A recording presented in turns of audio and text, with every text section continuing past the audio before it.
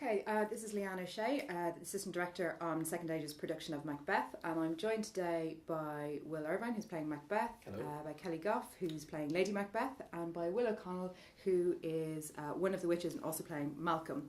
And we're going to be talking about manipulation, Macbeth at the hands of his wife and the witches. Is this question that keeps coming up as to whether Macbeth is responsible for his own actions or whether he is manipulated by forces around him, his wife, and the news that he receives from the witches. We see two scenes with Lady Macbeth and Macbeth where on one hand you could look at it that she is doing an awful lot of manipulation to get him to kill Duncan. Do you guys want to start by talking about what is the dynamic in those scenes? What is the dynamic of that relationship? And does one person exert more force on the other? I mean, Shakespeare brilliantly leaves so many of these questions wide open, which is why we can still be talking about them all these 400 years later. And there's a lot of open questions about the Macbeths, what point they're at the start of the play. Because it's suggested that we have talked about becoming king and queen in the past. It's never said explicitly, but it's implied in lots of ways. And Macbeth's first soliloquy to the audience, he kind of mentions in passing his murder, which is yet fantastical, which he just mentions kind of in passing, without saying it's the murder of Duncan, without saying it's something he's planned for a long time, whether it's something that's just occurred to him now. But there's lots of little pointers which seem to say that this is something that they've just talked about in the past, that they both want to do, that they've both discussed. And that definitely, for me, playing the part in this production, is the basis I'm working on, is that this is something that they've talked about in the past, and it's only now this opportunity arises with Duncan coming to the castle that it becomes a reality. Mm-hmm. Anyway.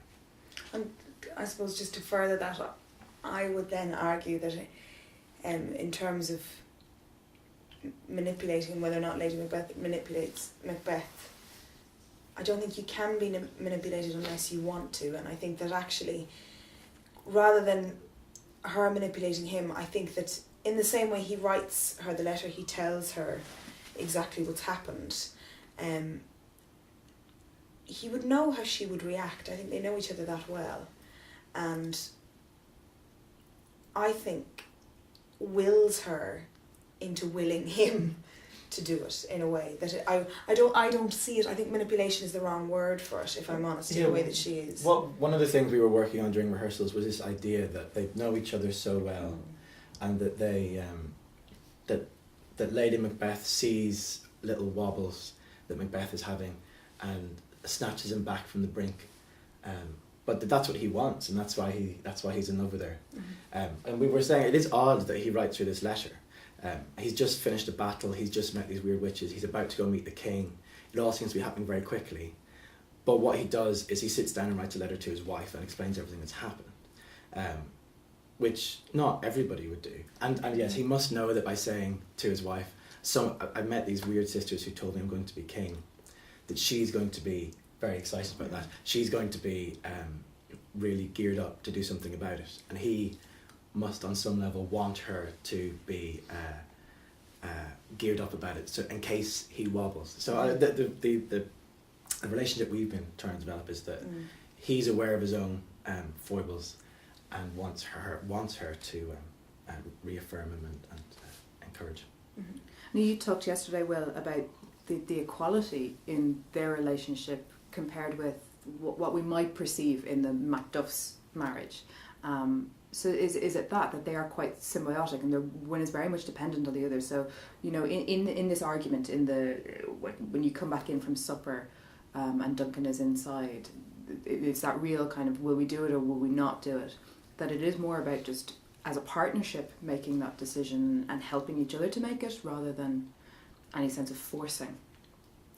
I always, with that particular scene, I always feel, certainly in the way that we've been doing it,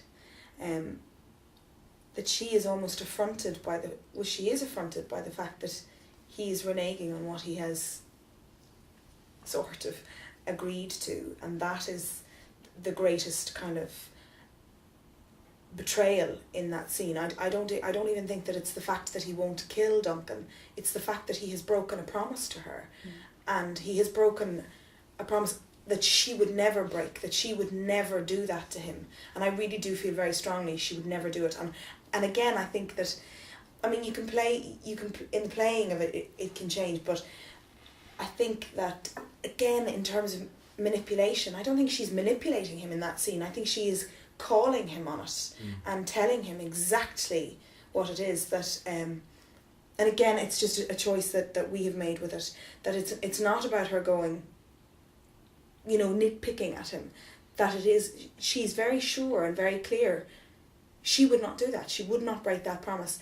And again, maybe it's just my own skewed sort of sense of perception, but I think that is, again, you see that so much with couples, that they, exactly that they're just so symbiotic that they don't, she's just calling him on it.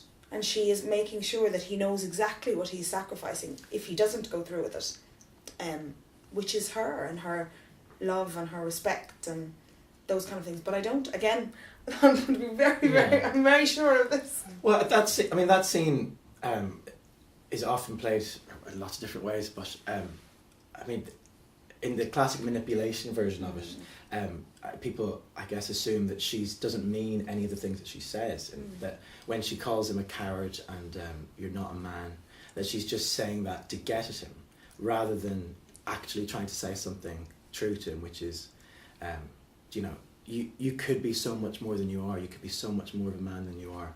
I would love you so much more as a man if you did this. If those things are true, I think they're much more effective as ways of convincing somebody. If she is just trying to manipulate him by calling him a coward or saying I would smash my baby's brains out, if these things aren't true, then it makes, first of all, makes Macbeth very stupid. It makes Lady Macbeth kind of cruel and evil, and I don't think I think the characters are much more interesting than that. I mean, one of the things we were working on in the relationship between Macbeth and Lady Macbeth was that they are hugely ambitious as a couple, and that they have this drive to kind of push each other to be the best, the fullest they can be. I think that scene is really Lady Macbeth doing that, saying, don't stop here, don't chicken out. We can go that extra mile now, and we can have it all. And I think it is more of that than I don't feel tricked in that scene. Because she does say it at the start, thou wouldst be great, not without ambition. I think she fully believes that. I think she wants him to be brilliant. And in that scene, I don't think it's manipulation per se. She wants him not to let himself down, not to sell himself short, not to sell them short, because again, she is, she's his dearest partner of greatness. There are two of them in it. Everything he does affects her. And I think she is very much about serving that relationship. Like it's why you don't really see Lady Macbeth on her own. You see it at the very top and in the sleepwalking scene that she is with him. And when they're separate, they fall apart. They fall apart. Absolutely. And it presumably lessens Macbeth as a character if he could be so simply manipulated. I mean, well, yeah, I think that there's lots of different ways of playing him, but I think he isn't stupid. I think the way he weighs up in the "if it were done, when 'tis done, and while it were done quickly" speech, he lays out incredibly clearly and lucidly why it's a bad idea to kill Duncan. He knows it's a bad idea. He's smart enough to know that on lots of very logical levels it's a bad idea. I don't think he's a stupid or a unthoughtful person. And he spends most of the play trying to get himself to stop thinking, because he knows that the path he's on, the path that he's set himself on, a smart, logical, rational person wouldn't be going down. So I think there's a huge amount of evidence that he's not stupid enough to be manipulated in a very straightforward way. He makes a decision to embrace the darker elements of his nature, ambition, rage, violence, and they swamp out some of his rational faculties. But I think he's more overcome by his inner irrationality than by outside forces. Again, that would be my take on it. And again, I think that I don't know that she would have. I don't think that Lady Macbeth knows the extent of how dark Macbeth gets. In the same way, when a soldier goes to war, you can't comprehend what they see or what they feel or what they do for kind of their wives or partners at home. And I think it's kind of an interesting facet of it where I don't know that. Did she know that? Does she know just how kind of steeped in horror he is, in a way? That I think she underestimates that, and that is their undoing, because she doesn't realise what she's initiating, the chain of events that she sets into motion. And again, in the same way, I think you can look at it, would she have done it had she realised that? I'm not entirely sure that she would, because she would have realised that she would lose him. In the same way, losing him is her undoing, that's where she falls apart when she loses him. And I think he is everything to her. When it's not laid at Lady Macbeth's door, the choices that Macbeth makes and the path that he goes on can often be diverted to the witches, and that they are somehow responsible for his destiny. Either of the wills. Do you want to talk about how that? Obviously, we've cast male actors to play the witches, so you don't have that sense of the female as corrupter or manipulator, and kind of have that thing hammered over the head in terms of an Eve who tempts him with kingship, with that huge prize. But ultimately, even though we've male actors playing that part, that the news that the witches give Macbeth could be seen as setting him down a course of action, particularly in the second scene, the apparition scene. Do you want to talk about? Again, as Will was saying earlier on, it's very interesting how Shakespeare leaves it open. And what I love the idea of who's actually driving the prophecy. Is it the witches or is it Macbeth? When we first see the witches, we learn very quickly that they're to meet with Macbeth on the heath, and we know that this battle has already happened.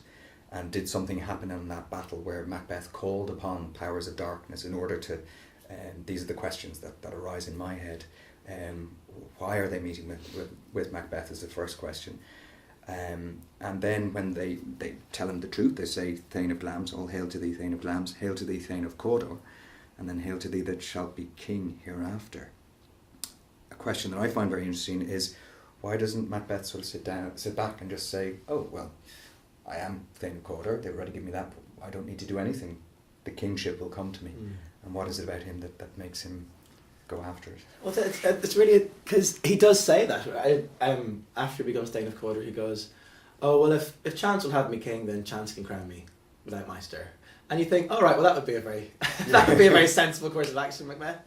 And then that seems to be his plan, is that he'll just forget about it. And then he goes to meet Duncan and your other character, by coincidence. Malcolm gets made Prince of Cumberland, and then there's another switch, and he seems to be overcome with ambition again. And so that's again strikes me as that isn't him being manipulated by an outside force.